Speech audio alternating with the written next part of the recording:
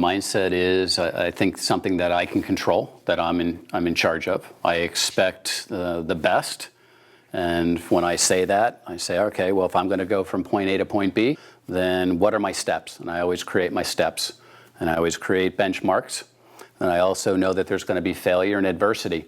So I plan for that, and I say to myself, what am I going to do when that occurs? So I'm not shocked or sucked in emotionally when it does happen. But I also think that I protect myself, meaning that I have a self-concept, a role, and I also know that there's a lot of roles that I do throughout the day that could affect my mindset positively or negatively. You know, there's self-talk that goes on all the time. So my job is to have clarity and understand that it's happening when it does happen so I can deal with it appropriately. Right. I think I learned when I was unaware first. I mean, I failed miserably. I went in and I would get sucked into it, and then I would play woe is me, pity me, and then I learned from Sandler something called the success triangle, which is attitude, behavior, technique. And I would always look for the technique to solve my mindset issues. But that was only one leg of the stool. It was really the behaviors and the attitudes. And so for me, failing consistently, I just taught myself there has to be a better way, because I was constantly living in the past and blaming and thinking about what I should have done and how I was victimized.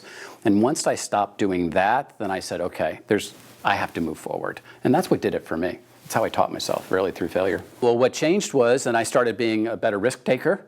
I started saying, well, I'm not going to shut down midway through when adversity kicked in. I knew it was going to be there. And so I said, all right, well, this is chess. What am I going to do here? What's going to happen? And how am I going to handle that? And my mind changed immediately, and therefore my actions and my beliefs and everything then changed for me.